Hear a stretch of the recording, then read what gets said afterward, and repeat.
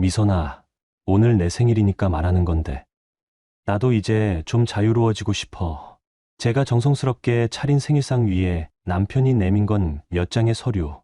이혼 신청서라고 적힌 차가운 활자가 촛불 아래 번져 보였어요. 갑자기 왜 이런 말을. 갑자기가 아니야.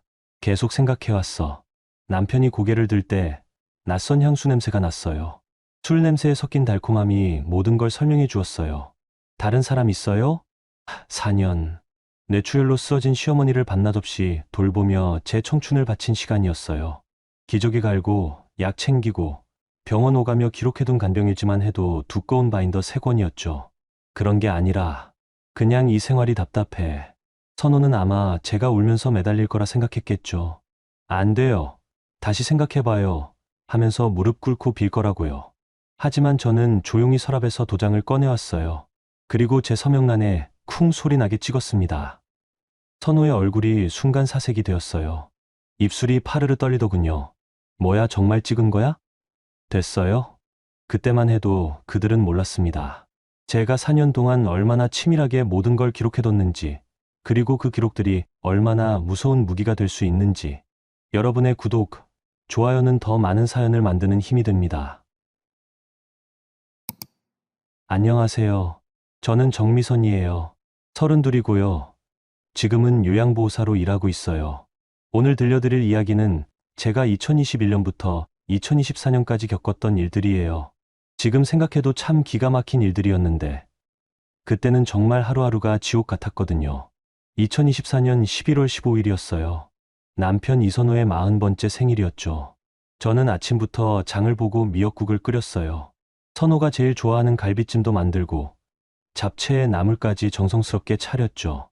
시어머니는 뇌출혈 후유증으로 오른쪽이 마비되셔서 휠체어에 계셨는데 제가 저녁 준비하는 걸 보시더니 어눌한 말씨로 말씀하셨어요. 미선아, 오늘 생일이구나. 네, 어머니. 선호가 좋아할 거예요. 저는 웃으며 대답했지만 사실 마음 한구석은 무거웠어요. 결혼한 지 6년, 그중 4년을 시어머니 간병으로 보냈거든요.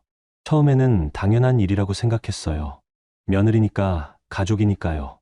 하지만 선호의 태도가 점점 달라지면서 저도 지쳐갔어요. 오후 5시쯤 생일 케이크까지 사다 놨는데 선호한테서 연락이 왔어요. 여보, 언제 와? 아, 회식이 좀 길어질 것 같아. 먼저 드셔. 생일인데. 알겠어. 빨리 끝내고 갈게. 그런데 7시가 되어도 8시가 되어도 오지 않았어요. 어머니께서 말씀하셨어요. 미선아, 그냥 우리 둘이 먼저 먹자. 하지만 저는 기다렸어요. 주인공 없는 생일상이 무슨 의미가 있겠어요? 9시, 10시. 시간은 자꾸 흘러갔고 음식은 차가워져 갔어요. 저는 어머니 저녁 드시게 도와드리고 약 챙겨드린 뒤 다시 식탁 앞에 앉았어요. 혼자서요. 11시가 넘어서야 현관문이 열렸어요. 선호가 비틀거리며 들어왔어요. 술 냄새가 진동했죠. 미선아, 늦어서 미안해. 부장님이 술을 자꾸. 괜찮아요.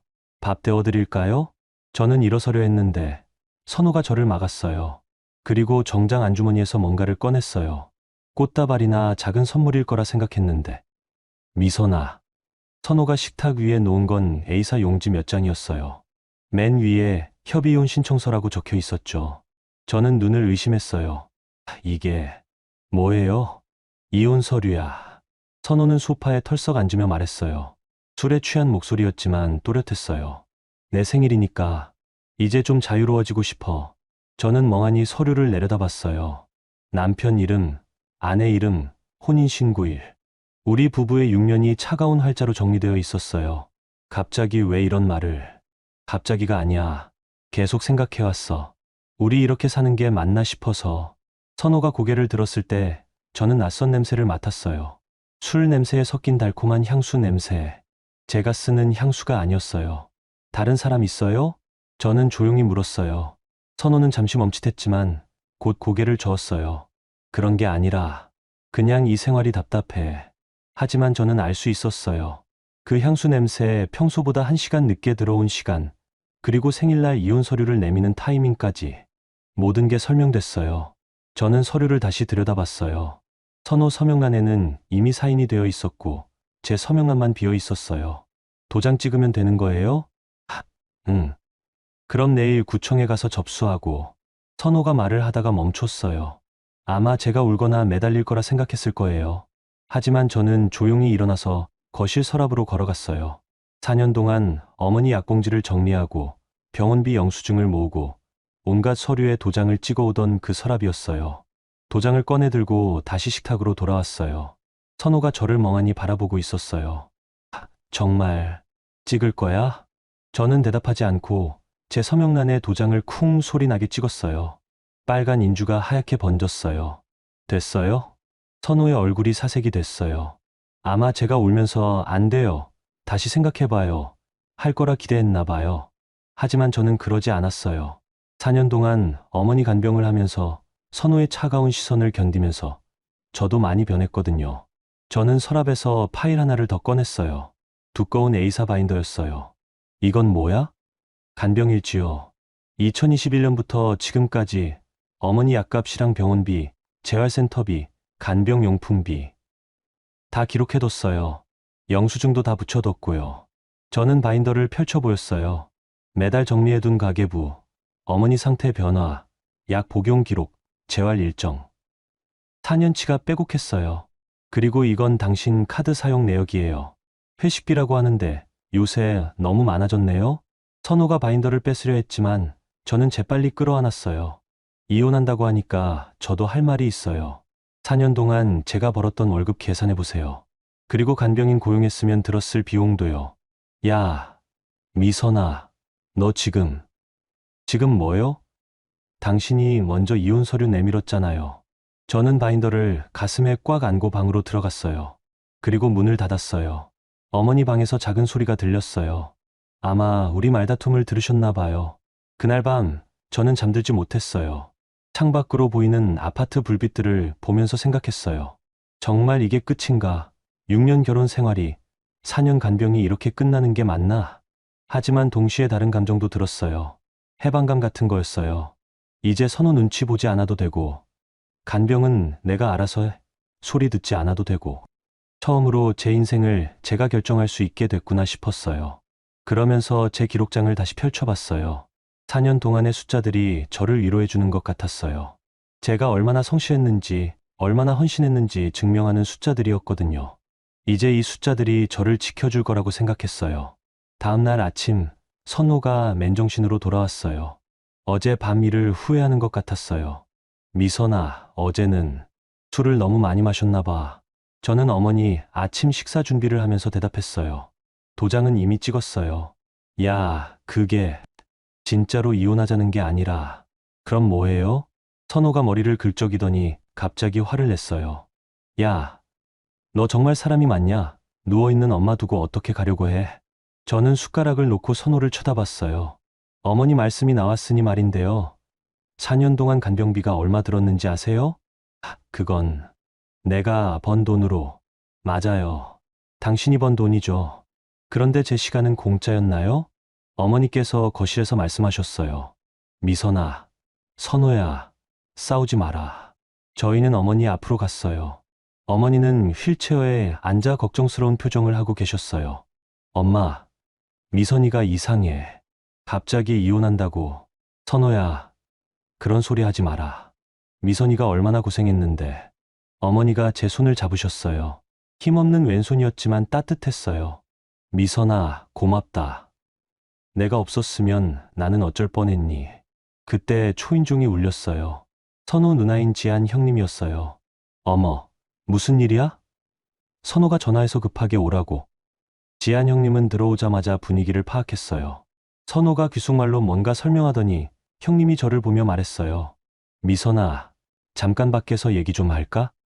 저희는 아파트 계단으로 나갔어요. 형님이 제 어깨를 토닥이며 말했어요. 미선아, 남편이 술 먹고 한 소리 가지고 그렇게 진짜로 받아들이면 어떡해? 형님, 저는 선호도 잘못했어. 그런데 어머니는 어떻게 할 거야? 간병인 고용하면 한 달에 얼마나 드는지 알아? 형님의 말이 계속 이어졌어요. 미선아, 참고 살아. 요즘 남자들이 다 그래. 스트레스 받으면 이상한 소리 하고 시간 지나면 괜찮아질 거야. 저는 고개를 저었어요. 형님, 이번엔 다른 것 같아요. 왜? 다른 여자라도 있어? 저는 어제 밤 맡았던 향수 냄새를 떠올렸어요.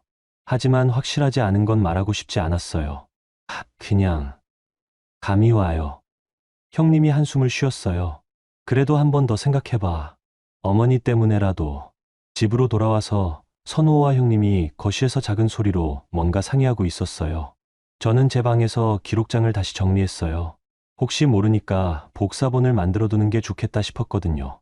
점심때가 되어서 나왔는데 선호가 저를 부르더군요. 미선아, 앉아봐. 탁에 앉으니 선호가 진지한 표정으로 말했어요. 어제는 내가 잘못했어. 그런데 정말로 이혼할 생각은 아니었어. 그럼 왜 서류까지 준비해왔어요? 그건 그냥 겁주려고. 저는 어이가 없었어요. 겁주려고요? 이혼 서류를 겁주는 용도로 써요? 아니, 그게 아니라 요즘 너무 답답해서. 뭐가 답답해요? 선호가 목소리를 높였어요. 이 생활이 답답하다고. 매일 병원, 약국, 집, 이것만 반복하고. 친구들이랑 술 한잔 마시면 눈치 주고. 언제 눈치 줬어요? 맨날 주잖아. 어머니 약 시간이에요. 재활치료 시간이에요. 저는 기록장을 가져왔어요. 그리고 펼쳐서 선호 앞에 놓았어요.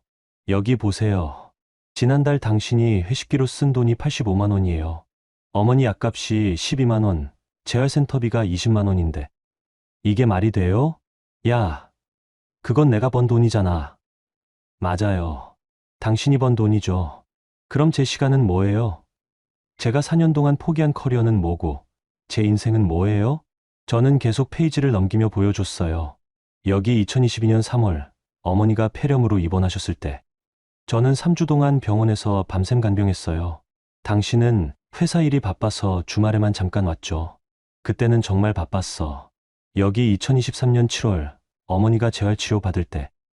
매일 오전 9시부터 오후 2시까지 병원에서 기다렸어요. 점심도 거기서 먹고. 당신은 그 시간에 뭐 했죠? 골프 치러 갔잖아요. 선호의 얼굴이 붉어졌어요. 그건 거래처 접대였어. 매주 토요일이 다 거래처 접대예요? 저는 핸드폰을 꺼내서 사진을 보여줬어요. 선호가 SNS에 올린 골프장 사진들이었어요. 오늘도 힐링, 스트레스 해소, 좋은 사람들과 좋은 시간. 이게 접대예요? 선호가 핸드폰을 뺏으려 했지만 저는 피했어요. 미선아, 너 지금 뭐 하는 거야? 제가 뭐 하는 거냐고요? 당신이 4년 동안 저한테 뭘 했는지 보여주는 거예요. 지한 형님이 중간에 끼어들었어요. 미선아, 그만해. 가족끼리 이렇게 따지고 드는 게 보기 좋니? 저는 형님을 보고 말했어요. 형님, 그럼 형님이 4년 동안 해보세요. 매일 어머니 기저귀 갈고, 약 챙기고, 병원 오가고, 밤에 깨서 돌봐드리는 거. 해보시고 말씀하세요. 그건 며느리니까. 며느리라서 사람이 아니에요? 제 목소리가 떨렸어요. 참고 또 참았던 감정이 터져 나오는 것 같았어요. 형님은 한 달에 한 번 안부 전화 한 통이면 끝이에요. 선호는 돈만 벌어오면 끝이고요. 그런데 저는 24시간 365일이에요. 밤에 어머니가 기침하시면 깨서 등 쓸어드리고, 새벽에 화장실 가시겠다고 하시면 부축해드리고, 어머니께서 거실에서 말씀하셨어요. 얘들아, 제발 그만 싸워라. 내가 죽을 죄를 졌구나. 저는 어머니께 달려가서 손을 잡았어요. 어머니 때문이 아니에요. 저는 어머니 돌봐드리는 게 싫은 게 아니에요. 그럼 뭐가 싫은 건데? 어머니를 돌보는 제가 인정받지 못하는 게 싫어요. 그때 선호가 버럭 소리쳤어요. 인정? 내가 매달 생활비 얼마나 주는데 너 혼자 벌어서 이 집 유지할 수 있어? 저는 천천히 일어서서 선호를 봤어요. 이선호 씨, 그럼 이제부터는 정말 혼자 벌어서 살아볼게요. 저는 제 통장 사본을 꺼내서 식탁에 놓았어요. 어머니 간병하면서도 짬짬이 재택근무했던 거 아세요? 번역일이랑 데이터 입력 같은 거. 4년 동안 모은 돈이 1200만 원이에요. 선호와 형님이 놀란 표정을 했어요. 그리고 제가 간병한 4년을 시급으로 계산하면 최저임금 기준으로 해도 4천만 원이 넘어요. 저는 계산해둔 종이를 보여줬어요. 거기다 간병인 고용비용까지 합치면 선호 씨가 4년 동안 절약한 돈이 얼마인지 아세요? 선호가 말을 못했어요. 형님도 마찬가지였어요. 저는 기록장을 다시 가슴에 안았어요. 지금까지는 가족이라서 참았어요. 그런데 이제 가족이 아니라고 하시니까 저도 할 말이 생겼네요. 그날 오후 저는 복사 가게에 가서 모든 기록을 복사했어요. 그리고 USB에도 따로 저장해뒀어요. 뭔가 더 큰 일이 생길 것 같은 예감이 들었거든요. 집에 돌아오니 선호가 전화를 하고 있었어요. 응, 조금만 더 기다려줘. 곧 정리될 거야. 누구랑 통화하는 걸까요? 목소리가 평소와 달랐어요. 더 다정했고 더 간절했어요. 그때부터 저는 알았어요. 이혼 서류는 진짜였구나. 그리고 선호에게는 정말 다른 사람이 있구나. 그날 밤 저는 제 인생 계획을 다시 세웠어요. 혼자 살 준비를 시작해야겠다고 생각했어요. 한 달 후 선호의 본격적인 공격이 시작됐어요. 그는 저를 완전히 악역으로 만들 계획이었던 것 같아요. 어느 날 아침 제 핸드폰에 카톡이 왔어요. 가족 단톡방이었어요. 선호, 지한 형님, 그리고 친정 쪽 가족들까지 모두 들어있는 방이었죠. 메시지를 확인하는 순간 저는 어지러웠어요. 선호가 올린 글이었어요. 미선이가 엄마 간병비를 빼돌렸습니다. 증거 첨부해요. 그 아래 스크린샷들이 있었어요. 제 통장 입출금 내역이었는데 마치 제가 어머니 간병비를 제 통장으로 빼돌린 것처럼 편집되어 있었어요. 미선아, 이게 뭐야? 친정 엄마에게서 전화가 왔어요. 엄마, 이건 조작된 거예요. 조작. 그럼 이 통장 내역은 뭐고? 저는 급하게 설명했어요. 하지만 선호가 워낙 교묘하게 편집해서 마치 제가 어머니 약값을 제 통장으로 빼돌린 것처럼 보였어요. 엄마, 제가 직접 가서 설명드릴게요. 미선아, 엄마는 내가 그런 아이가 아니라고 믿어. 그런데 다른 사람들은 어떻게 생각할까? 핸드폰을 끊고 나니 현실이 실감났어요. 선호가 정말로 저를 매장시키려 한다는 걸 알았거든요. 오후에 지한 형님이 집에 왔어요. 미선아, 나 좀 보자. 네, 형님. 이 일을 어떻게 해결할 거야? 해결요? 저는 잘못한 게 없는데요. 형님이 한숨을 쉬었어요. 미선아, 지금 상황이 얼마나 심각한지 알아? 동네에서 소문이 다 났어. 무슨 소문이요? 내가 시어머니 간병비를 빼먹었다고. 그래서 이혼한다고. 저는 기가 막혔어요. 형님, 제가 언제? 아니야. 나는 내가 안 그럴 걸 알아. 그런데 사람들은 모르잖아. 형님이 가방에서 종이봉투를 꺼냈어요. 이거 좀 줘봐. 뭐예요? 내가 정리한 기록장. 나 한번 보자. 저는 주저했어요. 왜 기록장을 보고 싶어 하는 걸까요? 형님, 이건 의심하지 마. 내가 너 편에서 증거를 정리해 주려고 그래. 결국 저는 기록장을 건네줬어요. 형님이 꼼꼼히 훑어보더니 말했어요. 미선아, 이거 복사본 있어? 네, 따로 만들어뒀어요. 다행이네. 그럼 이거 좀 빌려갈게. 회계사 친구한테 보여줘서 정확한 계산을 받아올게. 저는 안심했어요. 형님이 도와주시는 거라고 생각했거든요. 그런데 그날 저녁 이상한 일이 생겼어요. 아파트 관리사무소에서 전화가 왔어요. 정미선 씨 맞으세요? 네. 주민 신고가 들어와서요. 어르신 학대 의심 신고가. 네. 어르신 학대요? 한번 확인차 방문해도 될까요? 저는 어리둥절했어요. 누가 이런 신고를 했을까요? 관리사무소 직원과 구청 사회복지사가 함께 왔어요. 그들은 어머니 상태를 확인하고 집 안을 둘러봤어요.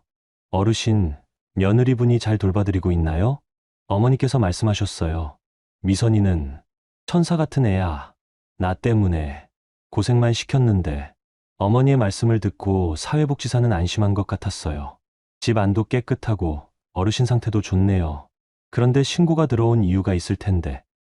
누가 신고했는지 알 수 있나요? 익명 신고라서 죄송합니다. 그들이 돌아간 후 저는 불안했어요. 이 모든 게 우연일까요? 가족 단톡방 사건에 이어 어르신 학대 신고까지. 너무 타이밍이 맞았어요. 다음 날 더 충격적인 일이 벌어졌어요. 동네 마트에 갔는데 사람들이 수근거리며 저를 쳐다봤어요. 저 사람이 시어머니 돈 빼먹은.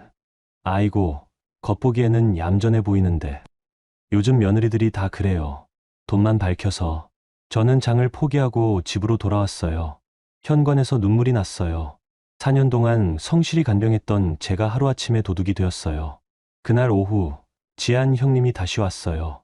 그런데 표정이 어제와 달랐어요. 미선아, 앉아봐. 형님, 기록장은. 그거 말인데 좀 복잡한 문제가 있어. 무슨 문제요? 형님이 가방에서 기록장을 꺼냈는데 몇 페이지가 없어졌어요. 형님, 이거 왜 이래요? 미선아, 솔직히 말해. 너 정말 한 번도 어머니 돈 건드린 적 없어? 저는 어이가 없었어요. 형님이 지금 저를 의심하세요? 의심하는 게 아니라 여기 계산이 안 맞는 부분이 있어. 형님이 남은 페이지를 보여줬어요. 여기 봐. 3월에 약값이 15만 원인데 영수증은 12만 원밖에 없어. 그건 저는 분명히 정리했는데요. 그리고 여기 4월 재활센터비가 저는 기록장을 다시 받아들고 확인해 봤어요. 정말로 중요한 페이지들이 없어져 있었어요. 특히 제가 가장 꼼꼼히 정리해둔 2023년 하반기 기록들이 통째로 사라졌어요. 형님, 누가 이걸? 나는 몰라. 회계사 친구가 그러는데 이 상태로는 증명하기 어렵대. 그 순간 저는 깨달았어요. 형님이 저를 도와주려던 게 아니었어요. 오히려 증거를 없애려고 기록장을 빌려간 거였어요. 형님, 설마. 미선아, 이 일이 커지면 우리 가족 모두 피해야. 그냥 조용히 넘어가자. 조용히 넘어가라고요? 제가 뭘 잘못했다고요? 잘못했다는 게 아니라 어차피 이혼할 거면 서로 상처 주지 말고 깔끔하게 하자는 거야. 저는 분노가 치밀어 올랐어요. 하지만 증거가 없어진 상황에서 뭘 할 수 있겠어요? 형님이 진짜 원하는 게 뭐예요? 미선아, 솔직히 말하면 어머니 간병 문제를 깔끔하게 정리하고 싶어. 너도 이제 자유로워지고 싶잖아. 자유로워지고 싶다고요? 간병인 고용해서 전문적으로 모시는 게 어머니한테도 더 좋을 거야. 너는 새로운 인생 살고. 저는 웃음이 나왔어요. 쓴 웃음이었어요. 그러니까 지금까지 제가 한간병은 전문적이지 못했다는 말씀이시네요? 그런 뜻이 아니라, 형님, 나가주세요. 미선아, 나가라고요. 형님이 나간 후 저는 USB를 확인했어요. 다행히 복사본은 안전했어요. 하지만 원본 기록장의 중요한 페이지들이 사라진 건 큰 문제였어요. 그날 저녁 선호가 들어왔을 때 저는 모든 걸 다 알고 있었어요. 고생했어. 미선아. 뭐려? 오늘 하루 종일 동네 돌아다니느라 선호가 비웃는 듯이 웃었어요. 이제 좀 현실을 알겠어? 무슨 현실을 말하는 거예요? 내가 아무리 발버둥 쳐봤자 소용없다는 현실 말이야. 선호는 소파에 앉으며 계속 말했어요. 사람들이 뭘 믿는지 알아? 증거가 아니라 소문이야. 그리고 소문은 내가 만드는 거고. 저는 차갑게 대답했어요. 이선호 씨, 당신이 지금 뭘 하는지 알아요?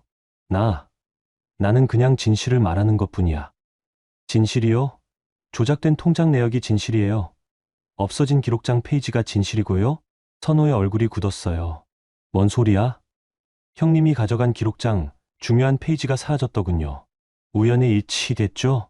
선호가 일어서서 저에게 다가왔어요. 야, 미선아. 너 지금 누구를 의심하는 거야? 의심하는 게 아니라 확신해요. 저는 USB를 꺼내 보였어요. 다행히 복사본은 따로 있거든요. 그리고 은행에서 정식으로 발급받은 통장 사본도 있고요. 선호의 얼굴이 사색이 됐어요. 저는 계속 말했어요. 이선호 씨, 게임은 이제 시작이에요. 12월 초의 어느 추운 밤이었어요. 한겨울 추위가 매섭게 몰아치는 날이었죠. 선호가 직장에서 돌아온 건 평소보다 훨씬 늦은 밤 10시였어요. 얼굴이 상기되어 있었고 술 냄새가 났어요. 하지만 평소와는 다른 긴장감이 있었어요. 미선아, 나와봐. 저는 어머니 저녁 약을 정리하던 손을 멈추고 거실로 나갔어요. 왜요? 얘기할 게 있어. 선호가 현관 앞에 제 가방을 놓아뒀더군요. 큰 여행용 캐리어였어요. 이게 뭐예요? 내 짐이야. 싸뒀어. 저는 순간 이해가 안 갔어요. 제 짐을 왜 선호 씨가? 나가라고. 뭐라고요? 선호가 현관문을 열었어요. 복도로 차가운 바람이 들어왔어요. 나가라고 했어. 이제 여기 있을 이유 없잖아. 어머니는 어떻게 하고요? 그건 내가 알아서 할 거야. 간병인 구했어. 저는 어머니를 돌아봤어요. 어머니가 휠체어에서 놀란 표정으로 저희를 바라보고 계셨어요. 선호야, 뭐 하는 거니? 엄마, 괜찮아요. 미선이가 나가고 싶다고 해서. 나가고 싶다고요? 제가 버럭 소리쳤어요. 언제 제가 그런 말 했어요? 어제부터 짐 싸고 있었잖아. 그건 거짓말이었어요. 저는 짐을 싼 적이 없었어요. 선호가 멋대로 제 옷들을 가방에 넣었던 거였어요. 이선호 씨, 당신이 뭔 권리로? 내 집이니까 내 권리로. 저는 어머니께 다가갔어요. 어머니, 제가 나가고 싶다고 한 적 없어요. 어머니가 제 손을 잡으셨어요. 떨리는 손이었어요. 미선아, 정말 나가려고 하는 거니? 아니에요, 어머니. 저는 그때 선호가 저를 끌어당겼어요. 그만 어머니 힘들게 하지 마. 제가 언제 어머니를 힘들게. 내가 여기 있으면 어머니가 마음 아파하시잖아. 맨날 미안하다고 하시고 선호의 말이 일부는 맞았어요. 어머니께서는 항상 저한테 미안해 하셨거든요. 하지만 그건 제가 나가야 할 이유가 아니었어요. 어머니, 제가 어머니 돌봐드리는 게 싫은 적 없어요. 미선아. 어머니의 눈에 눈물이 고였어요. 미선아, 고마웠다. 정말 고마웠어. 그 순간 저는 깨달았어요. 선호가 어머니께 뭔가 다른 말을 했구나. 아마 제가 간병을 힘들어한다고, 나가고 싶어 한다고 말했을 거예요. 어머니, 그게 아니에요. 제가, 미선아, 이제 내 인생 살아. 젊은데 여기서 늙어가지 마. 어머니의 말씀을 듣는 순간, 저는 모든 걸 포기해야 하나 생각했어요. 어머니가 원하신다면, 하지만 그때 선호가 말했어요. 어머니, 미선이는 이미 마음 정했어요. 다른 데서 일자리도 구했고. 일자리요? 저는 어리둥절했어요. 제가 언제, 요양원에서 연락 왔잖아. 면접 보라고. 저는 기가 막혔어요. 제가 언제 요양원에 이력서를 냈다고요? 이선호 씨, 당신이 뭘. 그때 어머니가 갑자기 으악하며 몸을 떨기 시작했어요. 경련이었어요. 어머니, 저는 급히 달려가서 어머니를 부축했어요. 어머니의 몸이 뻣뻣해지며 경련이 계속됐어요. 119 불러요. 선호가 당황해서 전화를 걸었어요. 저는 어머니를 눕혀드리고 안전한 자세를 취하게 해드렸어요. 4년 간병하면서 익숙해진 응급처치였어요. 구급차가 와서 어머니를 응급실로 옮겼어요. 저는 당연히 따라가려 했는데 선호가 막았어요. 너는 가지 마. 네. 왜요? 어머니가 힘들어 하셨잖아. 내가 가면 더 스트레스 받으셔. 저는 믿을 수 없었어요. 4년 동안 어머니 돌봐온 사람이 저예요. 그래서 뭐? 이제 간병인이 할 거야. 선호는 그렇게 말하고 어머니와 함께 구급차를 탔어요. 저는 홀로 아파트 현관 앞에 남았어요. 추위가 뼈에 스며들었어요. 어머니는 어떤 상태일까? 경련의 원인은 뭘까? 걱정이 되어 미칠 것 같았어요. 몇 시간 후 지한 형님한테서 연락이 왔어요. 미선아, 어머니 상태는 안정됐어. 그런데요? 의사가 그러는데 스트레스가 원인일 가능성이 높대. 최근에 무슨 일 있었냐고. 제 가슴이 답답했어요. 형님, 저는 어머니한테 스트레스 준 적. 의사가 선호한테 물어보니까 내가 나가겠다고 해서 어머니가 충격받으셨다고 하더라. 그건 사실이 아니에요. 사실이 아니라고. 그럼 뭐가 사실이야? 저는 모든 걸 설명하려 했어요. 하지만 형님은 들으려 하지 않았어요. 미선아, 이제 그만해. 어머니가 돌아가시면 어떻게 하려고? 전화를 끊고 나니 세상이 무너지는 느낌이었어요. 제가 어머니를 아프게 만든 사람이 되었어요. 4년 동안 성심성의껏 돌봐드린 제가 말이에요. 그날 밤 저는 고시원 방을 하나 구했어요. 보증금 50만 원, 월세 35만 원짜리 작은 방이었어요. 창도 작고 화장실도 공용이었지만 어쩔 수 없었어요. 짐을 정리하면서 USB를 확인했어요. 다행히 제 기록들은 안전했어요. 하지만 이제 그 기록들로 뭘 할 수 있을까요? 다음 날 아침 선호한테서 문자가 왔어요. 어머니가 내 이름 부르신다. 한 번만 보고 가라. 저는 급히 병원으로 갔어요. 중환자실 앞에서 선호를 만났어요. 어머니 상태 어떠세요? 많이 안정됐어. 그런데 자꾸 내 걱정하셔. 면회 시간이 되어 어머니를 뵀어요. 어머니는 산소 마스크를 하고 계셨지만 저를 보자 손을 들어주셨어요. 어머니, 저는 어머니 손을 잡고 울었어요. 미안하다는 말을 계속했어요. 어머니가 제 잘못 때문에 아프신 건 아닌지 자책했거든요. 어머니가 마스크를 벗고 힘없는 목소리로 말씀하셨어요. 미선아, 미안하다. 어머니, 왜요? 너를 고생시켜서. 어머니, 그런 말씀 마세요. 미선아, 이제 내 인생 살아라. 어머니의 말씀이 가슴에 박혔어요. 어머니도 선호 말을 믿고 계신 거였어요. 제가 나가고 싶어 한다고. 면회 시간이 끝나고 나오는데 복도에서 선호가 다른 사람과 전화하는 소리가 들렸어요. 응, 드디어 집에서 나갔어. 이제 우리가 편하게 만날 수 있겠다. 제가 다가가자 선호가 급히 전화를 끊었어요. 누구랑 통화해요? 회사 동료야. 회사 동료가 저희 집 일을 왜? 야, 미선아. 너 이제 남집 일에 왜 관심이야? 남집 일이라고요. 6년 동안 함께 살았던 집이, 4년 동안 어머니를 돌봤던 집이, 이제 남의 집이라고요. 그날 저는 깨달았어요. 선호에게 저는 이미 존재하지 않는 사람이었어요. 그리고 제가 없는 새로운 삶을 계획하고 있다는 거요. 고시원으로 돌아가는 길에 저는 결심했어요. 이제 정말로 제 인생을 살아야겠다고. 4년 동안 모든 걸 희생했지만 결국 아무도 인정해주지 않았어요. 그렇다면 이제는 정말로 저 혼자 살아야겠다고 생각했어요. 하지만 그와 동시에 화도 났어요. 제가 왜 이런 취급을 받아야 하는지, 4년 간병이 왜 이렇게 무시당해야 하는지, 억울함과 분노가 치밀어 올랐어요. 고시원 침대에 누워서 생각했어요. 이대로 포기할 것인가, 아니면 제가 받은 상처에 대해 정당한 보상을 요구할 것인가. 그때 제 핸드폰에 USB가 보였어요. 4년 동안의 모든 기록이 담긴 USB였어요. 저는 그 순간 결심했어요. 이제 정말로 싸워보자고. 감정이 아니라 사실과 증거로, 법과 원칙으로 싸워보자고. 선호가 저를 무시하고 내쫓았지만 저는 포기하지 않을 거예요. 제가 받을 것은 받을 거예요. 어머니에게도 진실을 알려드리고 싶었어요. 제가 나간 게 아니라 쫓겨난 거라고. 그리고 제가 어머니를 버린 게 아니라고요. 그날 밤부터 저는 본격적인 계획을 세우기 시작했어요. 이혼 소송 준비, 재산 분할 청구, 그리고 선호의 숨겨진 비밀들을 찾아내는 일까지. 여러분, 미선 씨의 이야기 어떻게 듣고 계신가요? 정말 가슴이 답답하고 화가 나죠. 4년 동안 시어머니를 성심성의껏 돌봤는데 하루아침에 도둑 취급받고 집에서 쫓겨나다니. 그런데 미선이는 포기하지 않았어요. 가지고 있던 모든 기록을 무기로 반격을 준비하기 시작했거든요. 과연 미선이가 어떻게 상황을 뒤집을까요? 이어지는 이야기도 계속 들어봐 주세요. 시퀀스 5 6천만 7천자.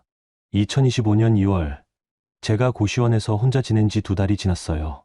처음엔 정말 막막했어요. 하지만 점차 제 페이스를 찾아가고 있었어요. 어느 날, 동네 노인복지관에서 공고를 봤어요.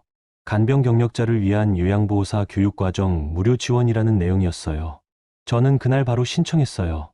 복지관 상담실에서 강문태라는 분을 만났어요. 40대 중반 정도 되어 보이는 차분한 인상의 남자분이었어요. 정미선 씨 맞으시죠? 신청서 보니까 4년간 시어머니 간병 경험이 있으시네요. 네, 맞습니다. 힘드셨을 텐데요. 뇌출혈 후유증 환자 간병이 쉽지 않거든요. 강문태 씨의 말에서 경험이 느껴졌어요. 강 선생님도 간병 경험이 있으신가요? 저는 예전에 대학병원 재활센터에서 일했어요. 원무팀에 있다가 지금은 여기서 실무자로 일하고 있습니다. 무언가 사연이 있어 보였지만 자세히 묻지는 않았어요. 간병하면서 기록을 정리해 두셨다고 하던데 그런 자료가 남아 있나요? 네, USB에 다 저장해 뒀어요. 한번 볼 수 있을까요?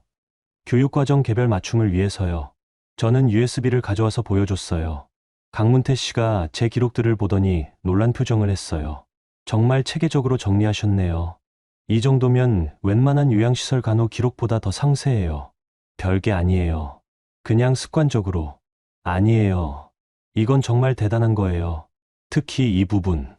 강문태 씨가 가리킨 곳은 약물 복용 기록과 부작용 관찰 내용이었어요. 의료진도 놓칠 수 있는 디테일까지 기록하셨네요. 혹시 의료 관련 공부를 하셨나요? 아니요. 그냥 어머니가 아프시면 안 될까 봐서요.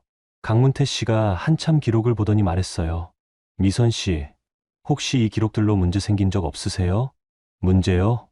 간병하다 보면 가족들과 의견 충돌이 생기기도 하거든요. 특히 비용 문제 같은 거. 저는 잠시 망설였어요. 하지만 강문태 씨가 진심으로 걱정해 주는 것 같아서 조금씩 이야기했어요. 사실 지금 이혼 소송 준비 중이에요. 남편이 제가 간병비를 빼돌렸다고 주장하고 있어요. 강문태 씨의 표정이 굳어졌어요. 증거는 있으시죠? 네, 이 USB에 다 있어요. 그런데 저는 기록장 원본에서 페이지가 사라진 이야기를 했어요. 강문태 씨가 고개를 저었어요. 그런 식으로 나오시는군요.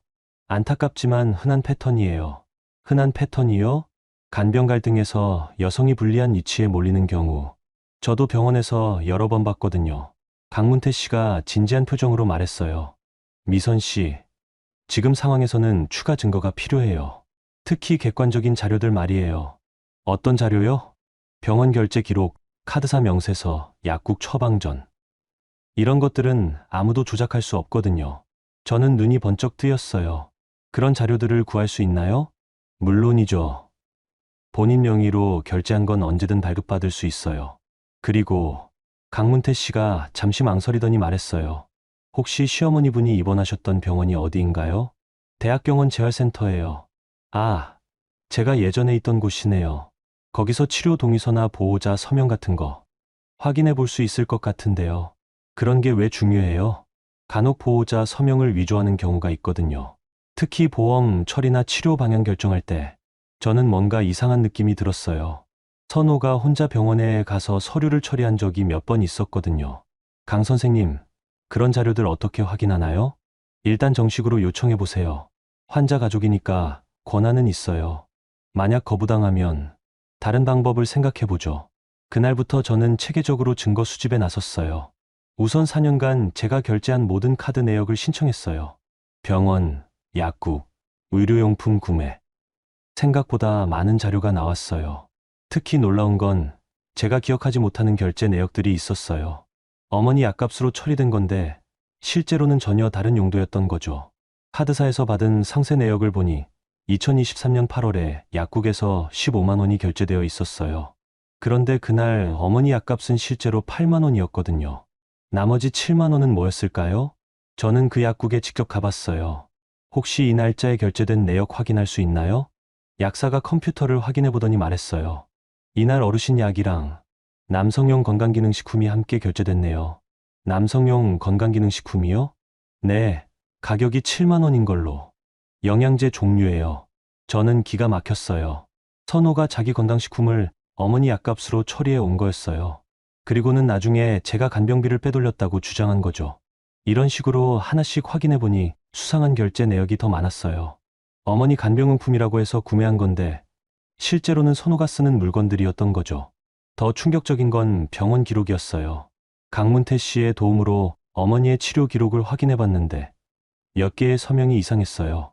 이 서명들, 필체가 다른 것 같은데요? 강문태 씨가 자세히 보더니 고개를 끄덕였어요. 맞는 것 같네요. 이건 명백한 위조예요. 위조라고요? 보세요.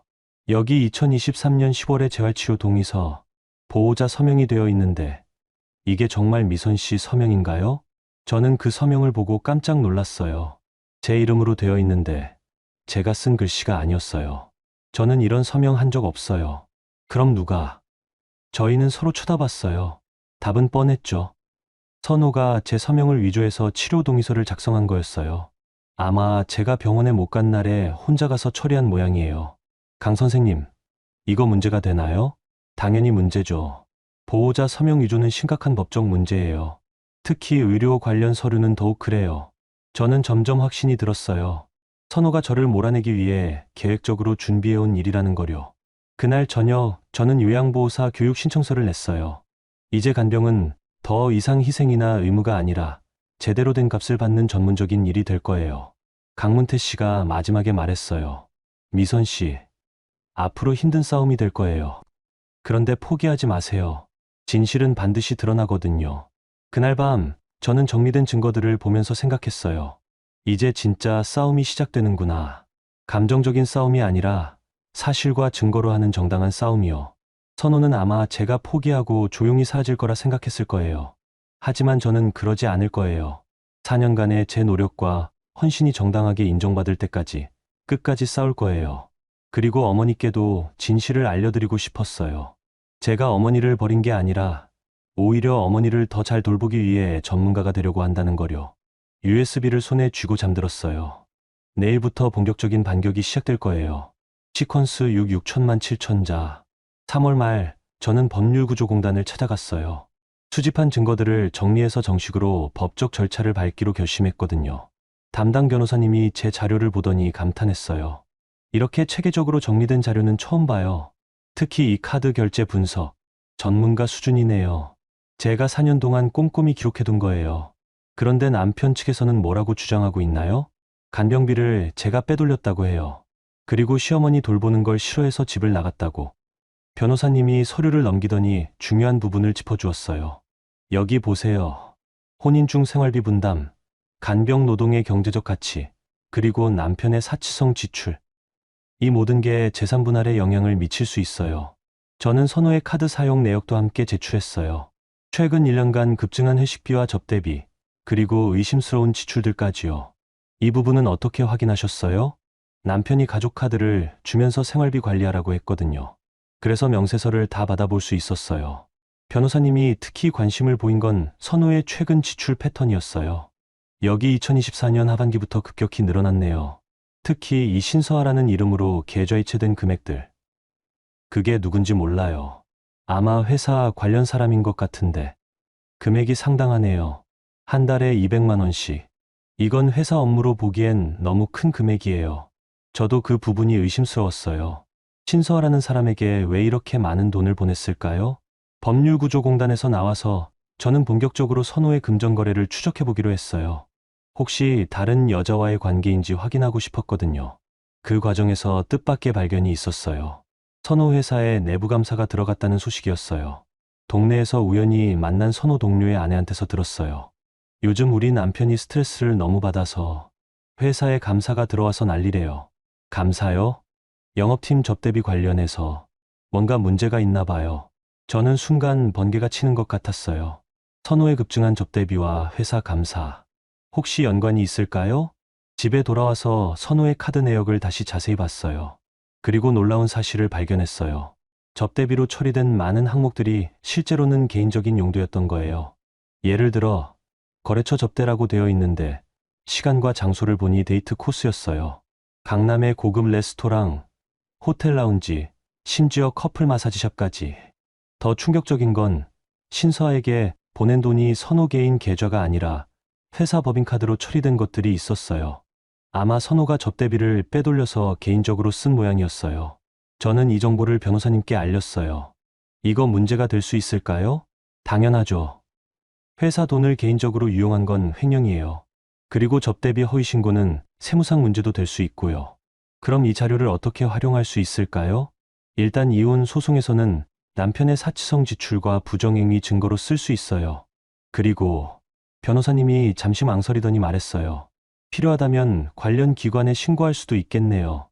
며칠 후 더 큰 일이 벌어졌어요. 지한 형님한테서 급하게 전화가 왔어요. 미선아, 큰일 났어. 무슨 일이세요?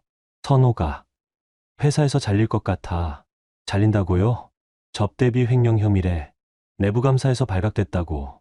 저는 놀란 척하면서도 속으로는 예상했던 일이라고 생각했어요. 그래서 어떻게 된대요? 지금 경찰서에서 조사받고 있어. 그런데 미선아, 형님 목소리가 급해졌어요. 내가 가진 자료들, 혹시 선호 회사 관련된 것도 있어? 왜요? 선호가 그러는데 내가 자기 카드 내역을 어딘가에 제출했다고. 그게 회사까지 영향을 미쳤을 수도 있다고. 저는 웃음이 났어요. 형님, 저는 제가 받을 걸 받으려고 하는 것뿐이에요. 선호 씨가 회사 돈을 어떻게 썼는지는 저와 상관없는 일이고요. 상관없다고? 그래도 한 가족이었잖아. 가족이요? 저를 도둑으로 몰고 집에서 쫓아낸 사람이 가족이라고요? 형님이 할 말을 못했어요. 저는 계속 말했어요. 형님, 4년 전 제가 간병을 시작할 때 선호 씨가 뭐라고 했는지 아세요? 어차피 내가 할 일이니까 대충 하지 말라고 했어요. 그리고 지금은 내가 엄마 돈 빼먹었다고 하죠. 이게 가족이 할 일인가요? 그건 선호도 스트레스 받아서. 스트레스요? 4년 동안 24시간 간병한 제 스트레스는 생각 안 하세요? 그날 오후 선호가 집으로 돌아왔어요. 처음 보는 초라한 모습이었어요. 정장도 구겨졌고 얼굴도 상기되어 있었어요. 저는 어머니 문병을 위해 병원에 갔다가 우연히 선호를 마주쳤어요. 미선아. 선호가 저를 보더니 달려왔어요. 너, 뭔 짓을 한 거야? 무슨 말씀이세요? 내 카드 내역을 어디다 제출했어? 제출할 권리가 있으니까 제출했죠. 가족 카드였으니까요. 선호의 얼굴이 붉어졌어요. 너 때문에 내가 회사에서. 쟤 때문이요? 이선호 씨가 회사 돈을 어떻게 쓴 건 제 책임이에요? 너가 고의로 뭐려? 저는 제가 낸 간병비 증명하려고 자료 정리한 것뿐이에요. 그 과정에서 이상한 지출이 발견된 건 이선호 씨 문제죠. 선호가 주먹을 불끈 쥐었어요. 하지만 병원 복도라서 그런지 참고 있었어요. 미선아, 이제 그만해. 우리 둘 다 상처만 커져. 상처요? 저는 이미 상처받을 만큼 받았어요. 이제는 제대로 된 보상을 받을 차례죠. 보상, 내가 6년 동안 너 먹여 살린 게 보상 아니야? 먹여 살려주셨다고요? 제가 4년 간병으로 절약시켜드린 돈이 얼마인지 계산해보세요. 저는 핸드폰에서 정리해둔 자료를 보여줬어요. 간병인 고용비 월 300만 원, 4년이면 1억 4천만 원. 거기다 제가 포기한 경력과 급여까지 합치면 그런 식으로 따지려고? 네. 이선호 씨가 먼저 돈으로 따져서 절 도둑으로 몰았잖아요. 그럼 저도 똑같이 따져볼게요. 선호가 갑자기 무릎을 꿇었어요. 병원 복도에서요. 미선아, 제발. 한 번만. 일어서세요. 사람들이 봐요. 내가 잘못했어. 앞으로는 잘할게. 앞으로요? 이미 끝난 일인데 무슨 앞으로가 있어요? 저는 돌아서려고 했는데 선호가 제 팔을 붙잡았어요. 엄마는 어떻게 해? 엄마가 얼마나 힘들어 하시는데. 어머니 문제는 어머니께서 결정하실 일이에요. 그리고 전 이제 요양보호사 자격증 따서 전문적으로 어머니 도울 예정이에요. 자격증? 네. 이제 무료로 간병하는 게 아니라 정당한 값을 받고 일할 거예요. 선호의 얼굴이 사색이 됐어요. 아마 제가 정말 돌아오지 않을 거라는 걸 그때서야 깨달은 것 같았어요. 미선아, 이선호 씨, 이제 법원에서 봐요. 앞으로 모든 대화는 변호사를 통해서 할게요. 저는 그렇게 말하고 어머니 병실로 향했어요. 어머니를 뵙고 제가 요양보호사가 되어서 전문적으로 도움을 드릴 거라고 말씀드리고 싶었거든요. 복도를 걸어가면서 저는 생각했어요. 이제 정말 끝이구나. 감정적인 미련도, 가족이라는 이름의 숙박도 모두 끊어냈구나. 선호가 회사에서 잘리든 말든 그건 이제 제 문제가 아니었어요. 자업자득이었으니까요. 그리고 신서아라는 여자가 누구든 그것도 제 상관이 아니었어요. 이제 선호는 남이니까요. 저는 당당하게 제 길을 걸어갈 준비가 되었어요. 시퀀스 7 6천만 7천자. 5월 초 저는 요양보호사 자격증을 취득했어요. 그리고 첫 일자리로 어머니가 계신 요양병원에서 일하게 되었어요. 이제 전문가로서 어머니를 돌볼 수 있게 된 거죠. 어머니의 상태는 많이 좋아지셨어요. 재활 치료를 꾸준히 받으시면서 말씀도 훨씬 또렷해지셨고 휠체어로 혼자 이동도 가능하셨어요. 어느 날 어머니와 면회 시간에 대화를 나누는데 어머니가 갑자기 제 손을 꽉 잡으셨어요. 미선아, 할 말이 있어. 네, 어머니. 뭐든 말씀하세요.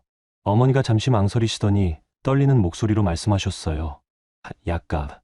선호가 낸 게 아니야. 네? 무슨 말씀이세요? 내 연금이랑 내 통장으로 다 나갔어. 저는 순간 이해가 안 갔어요. 어머니, 그게 무슨... 미선아, 나도 바보가 아니야. 4년 동안 내가 얼마나 고생했는지 다 봤어. 어머니의 눈에 눈물이 고였어요.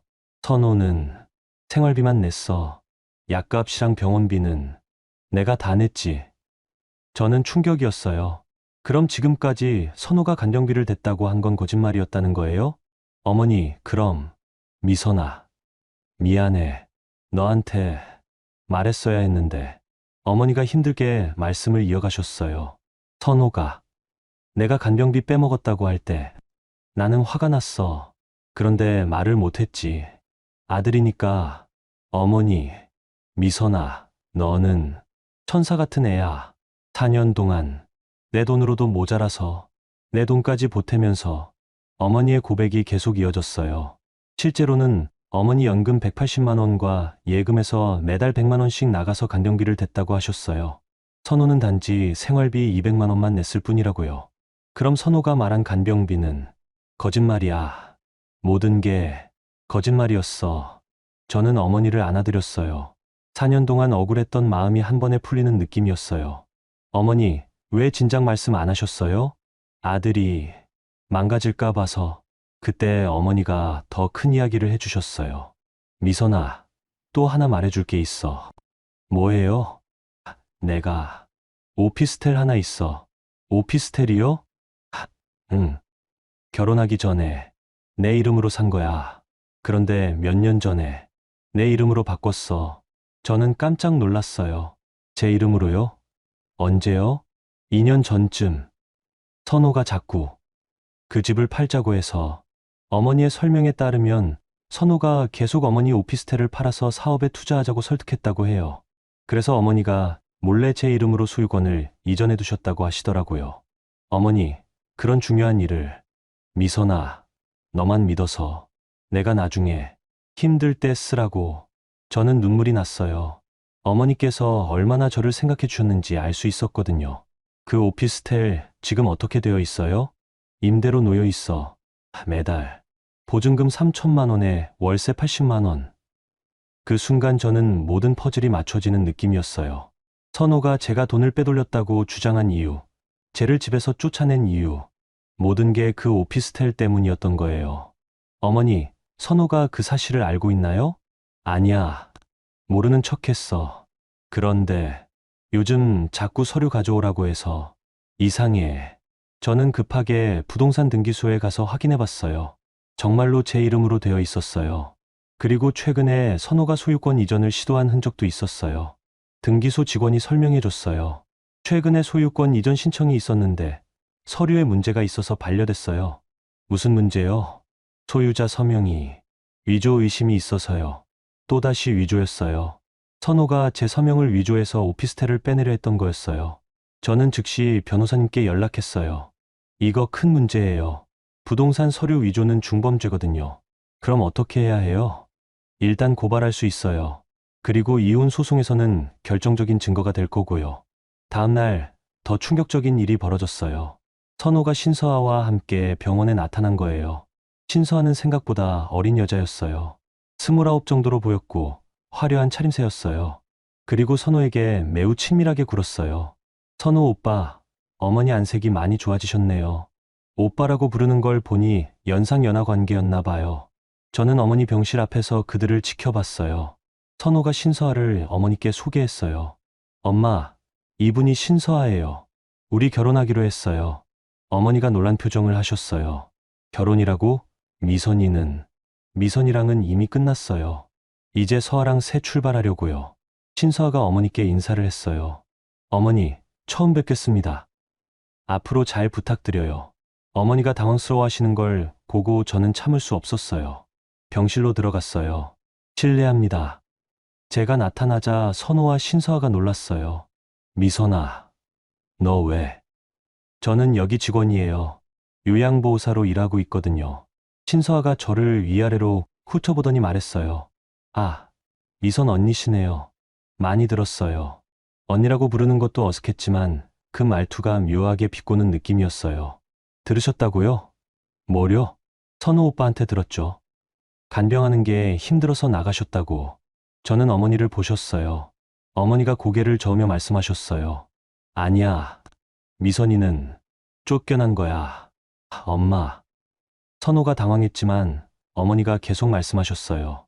미선이는 4년 동안 나를 정성껏 돌봐줬어. 그런데 내가 도둑으로 몰았잖아. 신서아의 표정이 굳어졌어요. 오빠, 이게 무슨 소리예요? 아니야, 서아야. 엄마가 착각하시는 거야. 저는 더 이상 참을 수 없었어요. 신서아 씨, 혹시 최근에 선우 씨한테서 많은 돈을 받았나요? 갑자기 무슨 카드 내역 보니까 신서아 씨 이름으로 계속 돈이 나갔더라고요. 한 달에 200만 원씩. 신서아가 선우를 쳐다봤어요. 오빠, 이게 뭐예요? 아니야, 서아야. 그건. 그리고 그 돈이 회사 접대비로 처리됐다는 거 알고 계세요? 선호의 얼굴이 사색이 됐어요. 야, 미선아, 너 지금 뭐 하는 거야? 사실을 말하는 거예요. 신서아 씨도 알 권리 있잖아요. 자기가 받은 돈이 횡령한 거라는 거려. 신서아가 뒤로 물러섰어요. 오빠, 설마. 정말이에요? 서아야, 잠깐만. 설명할게. 설명은 필요 없어요. 저 가야겠어요. 신서아가 화를 내며 나가려고 하는데 선호가 붙잡았어요. 서아야, 제발. 얘기 좀 들어봐. 들어볼 게 뭐 있어요? 저 때문에 오빠가 회사에서 잘렸다는 거잖아요. 아니야, 그게 아니라. 하지만 신서아는 듣지 않고 나가버렸어요. 선호가 쫓아가려다가 제게 돌아와서 화를 냈어요. 너 때문이야. 너 때문에 다 망가져. 쟤 때문이요? 이선호 씨가 한 일의 결과를 저한테 떠넘기지 마세요. 어머니께서 말씀하셨어요. 선호야, 이제 그만해. 미선이한테 더 이상 상처 주지 마라. 선호가 어머니를 보더니 무너지는 표정을 했어요. 아마 모든 계획이 틀어졌다는 걸 깨달은 것 같았어요. 그날 저녁 저는 집에서 모든 상황을 정리해봤어요. 어머니의 고백, 오피스텔 소유권, 선호의 위조 시도, 그리고 신서아의 배신까지. 판세가 완전히 뒤바뀌었어요. 이제 선호는 갈 곳이 없을 거예요. 하지만 저는 복수보다는 어머니가 편안해하시는 걸 보고 안심이 됐어요. 이제 어머니도 진실을 말씀하셨으니까요. 시퀀스 8 6천만 7천자. 7월 말 법원 조정실에서 마지막 만남이 있었어요. 그동안 모든 증거와 사실들이 정리된 상태였어요. 선호는 초라한 모습이었어요. 회사에서 잘린 후 일자리도 구하지 못했고 신서아에게도 버림받았어요. 무엇보다 어머니까지 등을 돌리시자 완전히 고립된 상태였어요. 조정위원이 양쪽의 주장을 정리해서 발표했어요. 그동안 제출된 증거들을 종합해보면 정미선 씨의 주장이 대부분 사실로 확인됩니다. 선호가 고개를 떨구고 있었어요. 특히 간병 관련 비용은 시어머니 본인의 연금과 예금에서 지출되었고 이선호 씨는 생활비만 부담한 것으로 확인됩니다. 그리고 정미선 씨 명의의 오피스텔 소유권 이전 시도는 명백한 문서 위조로 판단됩니다. 조정위원이 선호를 보며 말했어요. 이선호 씨, 하실 말씀 있으신가요? 선호가 저를 보더니 갑자기 무릎을 꿇었어요. 미선아, 제발 일어서세요. 한 번만 용서해줘. 엄마 때문에라도. 저는 차가운 목소리로 말했어요. 어머니 때문에라고요? 4년 동안 어머니 돌봤던 저한테 그런 말 하세요? 내가 잘못했어. 앞으로는 없어요. 이선호 씨. 선호가 계속 매달렸어요. 우리 다시 시작할 수 없어? 내가 달라질게. 달라진다고요? 4년 동안 기회는 충분했어요. 그런데 이선호 씨는 저를 도둑으로 몰고 집에서 쫓아냈잖아요. 그건 화가 나서요. 그럼 제가 4년 동안 받은 상처는 뭐예요? 저는 일어서서 창밖을 봤어요. 이선호 씨, 지난 6년, 아니, 특히 지난 4년 동안 저는 정말 최선을 다했어요. 어머니 돌보는 것도, 당신 뒷바라지하는 것도. 알아, 정말 알아. 그런데 결국 제가 받은 건 뭐예요? 도둑이라는 누명이고, 어머니를 버리고 간다는 오해고, 하루아침에 집에서 쫓겨나는 굴욕이었어요. 저는 선호를 똑바로 봤어요. 이선호 씨, 저는 이제 당신에게 더 이상 제 시간과 감정을 쓰고 싶지 않아요. 미선아, 지난 4년, 아니 6년으로 제가 멍청했던 값은 충분히 치렀어요. 이제 저는 당신을 모르고 살 거예요. 조정위원이 최종 조정안을 발표했어요. 저는 오피스텔 소유권을 확보하고 4년간의 간병비 일부를 위자료로 받게 되었어요. 그리고 선호의 문서 위조에 대해서는 별도 고발 조치를 보류하는 조건이었어요. 법원을 나오면서 저는 깊게 숨을 쉬었어요. 정말로 모든 게 끝났구나. 선호가 뒤쫓아왔어요. 미선아, 정말 이게 끝이야? 네, 끝이에요. 그럼. 어머니는 제가 전문적으로 돌봐드릴 거예요. 요양보호사로서 말이에요. 요양보호사로? 네. 이제 무료 간병이 아니라 정당한 값을 받고 일하는 거예요. 선호의 얼굴이 복잡해졌어요. 그럼. 나는? 그건 이선호 씨 문제예요. 저는 더 이상 상관없어요. 그렇게 말하고 저는 돌아섰어요. 새로운 인생이 기다리고 있었거든요. 한 달 후, 저는 정식으로 어머니가 계신 요양병원에서 전담 요양보호사로 일하게 되었어요. 이제 어머니를 며느리가 아닌 전문가로서 돌보게 된 거죠. 어머니가 말씀하셨어요. 미선아, 이제 마음이 편하구나. 왜요? 내가 제대로 된 대접받으면서 일하는 게. 저는 어머니의 손을 잡았어요. 어머니, 제가 어머니 돌보는 건 일이기도 하지만 여전히 마음에서 우러나는 거예요. 고맙다. 미선아. 어느 날 병원에서 새로운 환자 가족을 만났어요. 저와 비슷한 상황의 며느리였어요. 시어머니 간병으로 지쳐있고 가족들의 인정은 받지 못하고 저는 그분께 조언을 해줬어요. 기록을 남기세요. 모든 걸 다 기록하고 영수증도 잘 보관하시고요. 왜요? 나중에 본인을 지켜줄 거예요. 감정으로는 이길 수 없어요. 하지만 사실과 증거로는 이길 수 있거든요. 그분이 고마워했어요. 저는 제 경험이 다른 사람들에게도 도움이 될 수 있다는 걸 깨달았어요. 저녁에 혼자 집으로 돌아가면서 생각해봤어요. 정말 많은 일이 있었구나. 4년 동안의 간병, 모욕과 배신, 그리고 마지막 반격까지. 하지만 후회는 없었어요. 오히려 더 강해진 느낌이었어요. 혼자서도 충분히 살 수 있고, 제가 원하는 방식으로 살 수 있다는 자신감이 생겼거든요. 그리고 무엇보다 어머니와의 관계도 더 좋아졌어요. 이제는 의무가 아니라 선택으로 어머니를 돌보니까 마음도 편하고 보람도 더 커졌어요. 가끔 동료들이 물어봐요. 전 남편이 다시 연락하면 어떻게 할 거예요?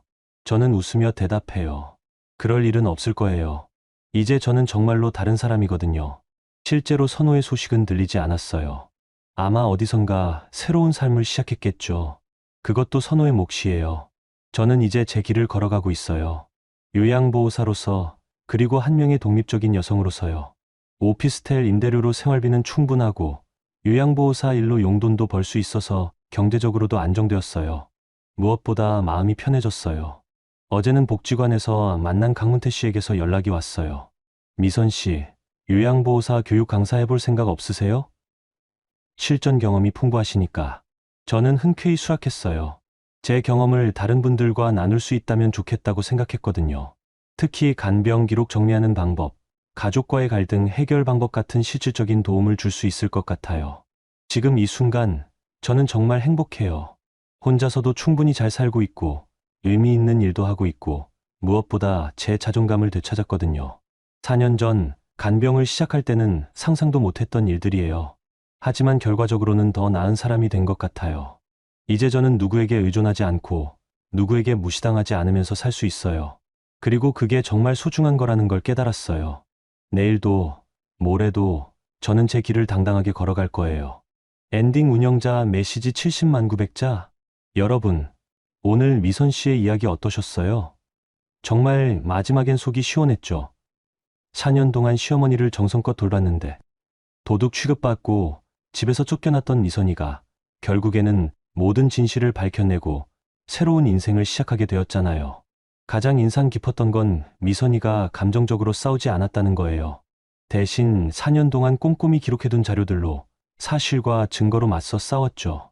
그리고 마지막에는 요양보호사라는 전문직으로 당당하게 자립했고요. 살다 보면 우리도 미선이처럼 억울한 일을 당할 때가 있어요. 가족이라는 이름으로 사랑한다는 이유로 희생을 강요받기도 하죠.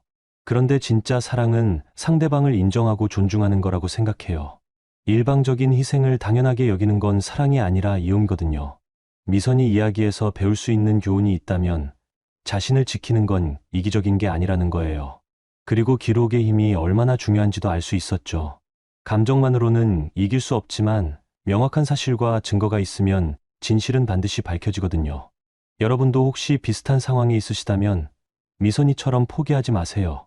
여러분의 노력과 헌신은 반드시 정당하게 인정받을 자격이 있거든요.